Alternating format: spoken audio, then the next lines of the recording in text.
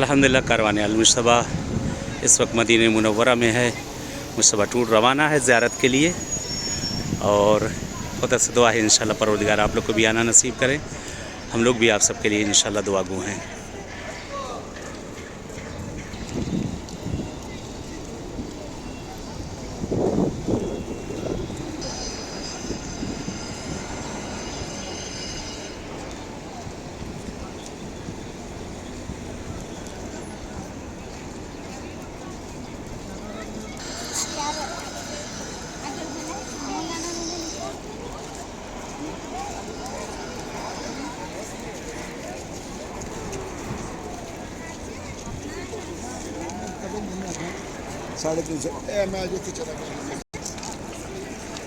सामने हर रोज़े रसूल नज़र आ रहा है।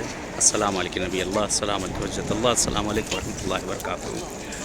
इंशाल्लाह कि ज़रूर दुआ गो हैं आप सबके लिए और ज़ियारा हैं इन मकामात पर।